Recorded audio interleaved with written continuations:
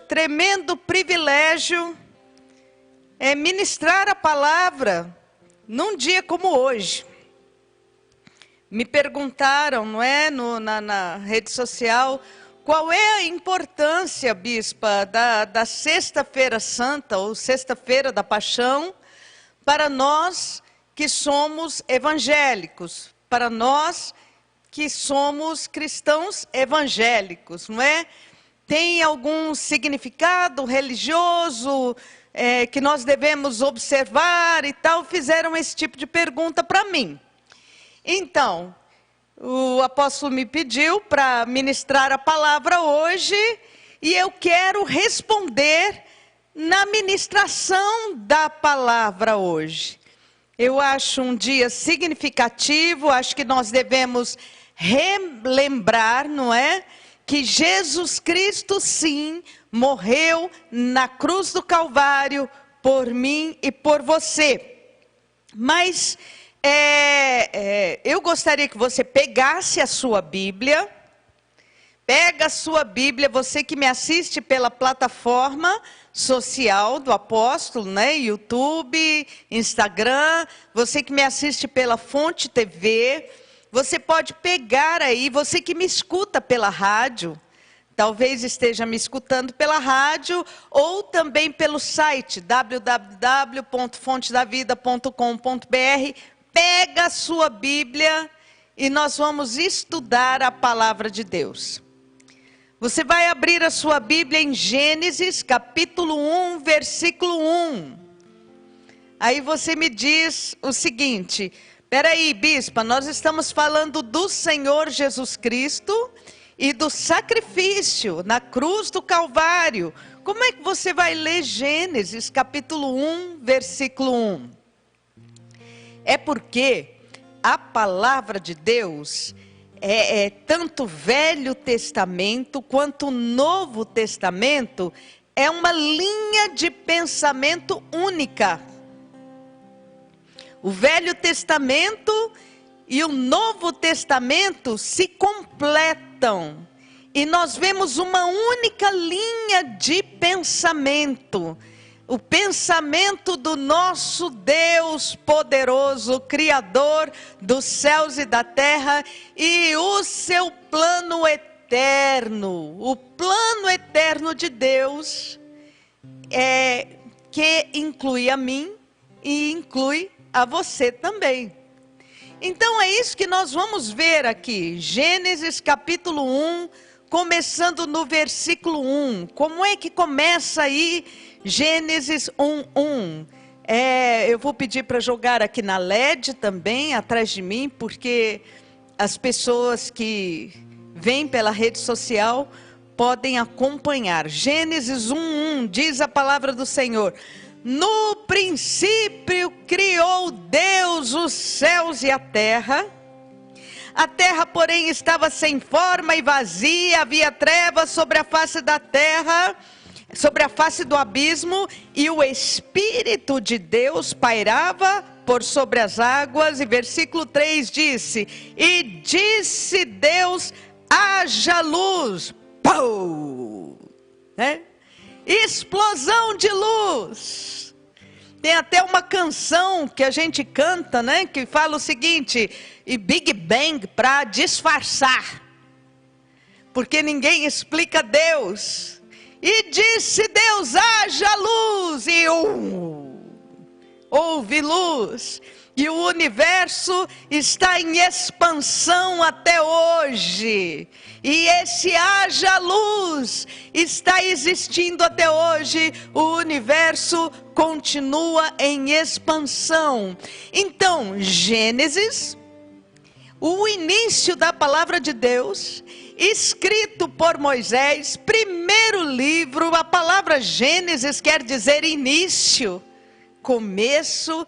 Gênesis 1:1 começa: no princípio criou Deus os céus e a terra. Plano eterno de Deus. E se você estuda aqui a criação de Deus, você vai ver que no princípio existia uma tremenda harmonia. Uma maravilhosa harmonia entre natureza, meio ambiente e o ser humano. Não existia dor, guerra, morte, doença, praga. Não existia nada disso. Deus não criou o ser humano para isso. Nós temos na palavra de Deus o Salmo 19.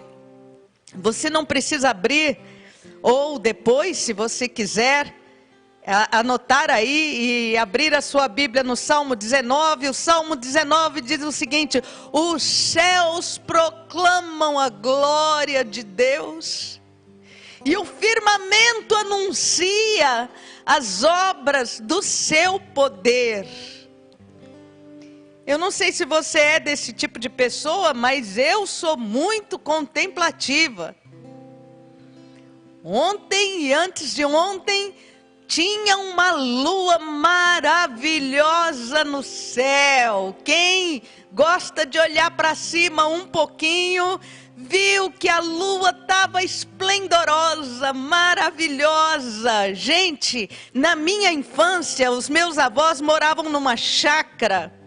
E na minha infância, hoje lá é tudo cidade, onde era a chácara dos meus avós. Mas na minha infância, não era tudo cidade em volta. De maneira que à noite, às vezes, quando acabava a energia, que a gente olhava para cima, era maravilhoso. Era a coisa mais bela, esplendorosa, que a gente podia ver o céu estrelado. A lua, os céus proclamam a glória de Deus. Se você não consegue ver beleza numa flor, se você não consegue ver beleza no sorriso de um bebê, se você não consegue ver beleza num passarinho voando, num passarinho que se assenta e canta, o seu coração anda muito endurecido, ou a sua mente está muito pesada com as fadigas e as dores deste mundo. No princípio criou Deus os céus e a terra, meio ambiente abençoado, nada de poluição, nada de mal, maravilha. E Deus criou o ser humano aí, num meio ambiente maravilhoso. E sabe por que Deus criou o ser humano? Sabe por que Deus me criou e criou a você? Uns mais baixinhos, outros altos, uns aloirados, outros bem moreninhos, né? Bem chegados na cor. Uns de cabelo bem lisinho, outros de cabelo bem encrespadinho. Sabe por que Deus te criou? A palavra de Deus diz que Deus nos criou, a mim e a você, a imagem e semelhança dEle. Porque Ele queria que você e eu fôssemos representantes dEle nesse universo maravilhoso. Deus queria que quando alguém olhasse para você, visse a Deus. Deus queria que quando alguém olhasse para você, mulher, nós mulheres fomos criadas à imagem e semelhança de Deus. Nós temos essa excelência em nós. Você tem essa excelência, ou pelo menos era para ter. Porque Deus queria que neste universo, onde existem sim, e já existiam nesta época, anjos caídos, poderes do mal. Deus queria que quando esses poderes do mal ou qualquer outra coisa, os animais na terra olhassem para você, sabe o que eles viriam? Representantes de Deus nessa terra. A imagem e semelhança de Deus. Agora, por favor, vai comigo lá para o último capítulo de Gênesis. Eu te falei que é uma linha de pensamento só, não é? Então você vai para o último capítulo de Gênesis, Gênesis capítulo 50. Gênesis capítulo 50, versículo 26. Vamos acompanhar a linha de pensamento de Deus? Gênesis 50, versículo 26. Um livro que começa: no princípio criou Deus os céus e a terra. Os céus declaram a glória de Deus, formosura.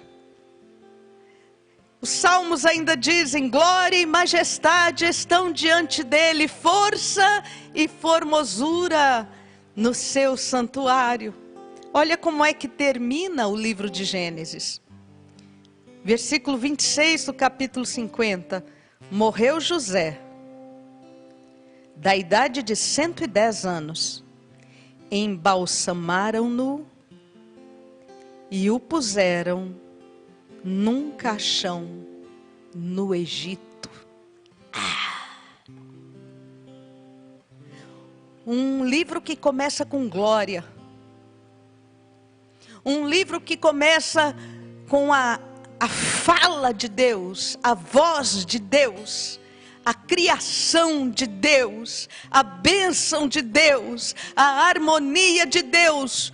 Como é que termina este livro? Num caixão no Egito, mostrando morte. E no Egito, nós sabemos que a simbologia do Egito aqui na palavra de Deus, especialmente no livro de Gênesis, é mundo caído, reino das trevas, simbologia. Logicamente não estou falando da nação egípcia hoje, estou falando do que significa na palavra de Deus, da simbologia. Significa natureza caída, natureza longe de Deus, resultado do homem ter virado as suas costas para Deus. Aonde eu encontro isso, bispa? Romanos capítulo 3, versículo 23. Romanos 3, 23. Você pode abrir lá comigo? Romanos capítulo 3, versículo 23 diz o seguinte: porque todos pecaram e destituídos estão da glória de Deus. Porque todos pecaram e perderam a glória de Deus. Seria o Éden uma atmosfera da glória de Deus? Uma atmosfera onde a presença de Deus está? E o homem caído perdeu tudo isso? Gênesis 3, 23 diz: porque todos pecaram e carecem, todos pecaram e destituídos estão da glória de Deus. É como se você estivesse vestido de uma roupa, vestido de um roupão, talvez. Sabe aquelas roupas, aqueles roupões assim, parecendo coisa de banho. E aí de repente aquilo é tirado, destituído, foi tirado, a glória de Deus foi tirada. Romanos 6, 23, vai para frente. Romanos capítulo 6, versículo 23. Porque o salário do pecado é a morte, mas o dom gratuito de Deus é a vida eterna em Cristo Jesus. Porque o salário do pecado é a morte. Então, quando a gente lê lá em Gênesis, capítulo 50 de Gênesis, no último versículo do capítulo 50, versículo 26 de Gênesis, morreu José da idade de 110 anos, embalsamaram-no e o puseram num caixão do Egito. Nós estamos vendo a história da humanidade sem Deus agora. Aquilo que começou com Deus, agora termina com morte. E no Egito, porque o salário do pecado é a morte. O salário de virar as costas para Deus é a morte. Bispa, mas o que isso tem a ver com sexta-feira da paixão? O que isso tem a ver com a crucificação do Senhor Jesus Cristo? Oh, meu querido irmão e minha querida irmã. No meio ali, mais ou menos pelo meio do livro de Gênesis, tem uma história tão maravilhosa. Capítulo 22 de Gênesis. Capítulo 22 de Gênesis. Do versículo 1 ao versículo 13, eu quero ler junto com você. Gostaria que você acompanhasse comigo. Diz o seguinte: depois dessas coisas, pôs Deus Abraão à prova. Ele disse: Abraão. Este lhe respondeu: eis-me aqui, Senhor. Acrescentou Deus: toma teu filho, teu único filho, Isaque, a quem tu amas, e vai-te à terra de Moriá e oferece-o ali em holocausto, sobre um dos montes que te mostrarei. Levantou-se, pois, Abraão de madrugada, e tendo preparado o jumento, tomou consigo 2 dos seus servos, e a Isaque, seu filho, filho da promessa, o filho que Abraão esperou por 25 anos para nascer. A Isaque, seu filho. Abraão rachou a lenha para o holocausto, e foi para o lugar que Deus lhe havia indicado. Ao terceiro dia, erguendo Abraão os olhos, viu o lugar de longe. Então disse aos seus servos: esperai aqui com o jumento, e eu e o rapaz iremos até lá, e havendo adorado ao Senhor, voltaremos para junto de vós outros. É por isso que ele é o pai da fé. Ele já respondeu com uma declaração profética: havendo adorado, eu vou voltar com o rapaz. Tomou Abraão a lenha e o holocausto, e o colocou sobre Isaque seu filho. Ele, porém, levava nas mãos o fogo, o cutelo, e assim caminhavam juntos. Quando Isaque disse a Abraão, seu pai: meu pai, respondeu Abraão: eis-me aqui, meu filho. Perguntou-lhe Isaque: eis o fogo e a lenha, mas onde está o cordeiro do holocausto? Respondeu Abraão: Deus proverá para si, meu filho, o cordeiro para o holocausto. Dá para você repetir comigo? É no versículo 8. Respondeu Abraão: Deus proverá para si, meu filho, o cordeiro para o holocausto. E seguiam ambos juntos. Chegaram ao lugar que Deus lhe havia designado, e ali edificou Abraão um altar. Sobre ele dispôs a lenha, e amarrou a Isaque, seu filho, e o deitou no altar em cima da lenha. E estendendo a mão, tomou o cutelo para imolar o seu filho. Mas do céu lhe bradou o anjo do Senhor, dizendo: Abraão, Abraão. Ele respondeu: eis-me aqui. Então lhe disse: não estendas a mão sobre o rapaz e nada lhe faças, pois agora sei que temes a Deus, porquanto não me negaste o teu filho, o teu único filho. Tendo Abraão erguido os olhos, viu atrás de si um carneiro preso pelos chifres entre os arbustos, e tomou Abraão o carneiro e o ofereceu em lugar de seu filho Isaque. E pôs Abraão por nome aquele lugar: o Senhor proverá. Meu querido irmão e minha querida irmã, a história do Gênesis era para ser a minha e a sua história. Iniciamos para, Deus nos criou, Deus nos formou para vivermos para a glória dEle. Porém, nascemos num mundo pecaminoso. E muitos de nós temos vivido a vida longe de Deus. Portanto, aquela história lá de José no caixão no Egito, aquilo lá é a figura da pessoa sem Deus, da pessoa longe de Deus, morte eterna. O problema não é só a morte física, não.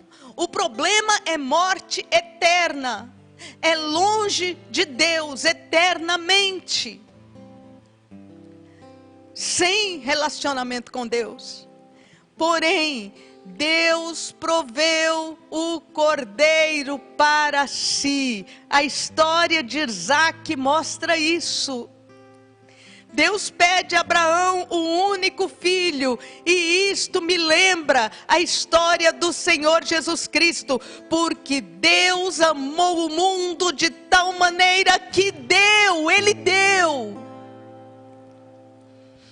o seu Filho unigênito, unigênito, para que todo aquele que nele crê não pereça, mas tenha vida eterna com Deus. A palavra de Deus diz que quando Jesus apareceu andando, não é, lá naquelas terras da Judeia, Galileia, João Batista viu a Jesus e falou: eis o Cordeiro de Deus que tira o pecado do mundo. Ele é o Cordeiro que Deus proveu para tirar o pecado do mundo. Então, como a história de Isaque, aqui no meio do livro de Gênesis, faz a diferença. A história do Senhor Jesus Cristo faz a diferença na sua vida. Abre aí a sua Bíblia comigo em 2 Coríntios, capítulo 5, versículo 18 e 19. 2 Coríntios 5, 18 e 19. Deixa eu abrir a minha Bíblia aqui.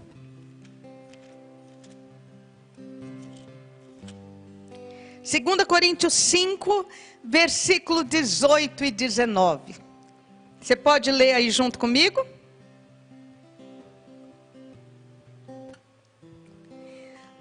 Ora, tudo provém de Deus, que nos reconciliou consigo mesmo por meio de Cristo e nos deu o ministério da reconciliação. A saber, que Deus estava em Cristo, reconciliando consigo o mundo, não imputando aos homens as suas transgressões, e nos confiou a palavra de reconciliação. De sorte que somos embaixadores em nome de Cristo, como se Deus exortasse por nosso intermédio. Em nome de Cristo, pois rogamos que vos reconcilieis com Deus. Você entendeu? Deus estava em Cristo, reconciliando consigo o mundo. Ele é o Cordeiro de Deus imolado por mim e por você. Jesus não é, nunca foi, nunca será uma vítima. Ele era Deus reconciliando, e é Deus reconciliando consigo o mundo. Olha só, meu querido irmão e minha querida irmã, não é o ofensor buscando se reconciliar com o ofendido. Não é isso. Não é isso. Não foi isso que você entendeu.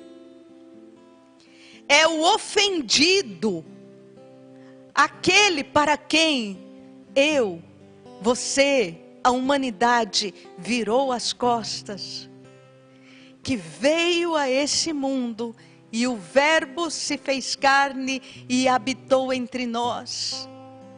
E vimos a sua glória como a glória do unigênito do Pai. E este Verbo que se fez carne se entregou na cruz do Calvário. Abraão, não faças mal ao menino.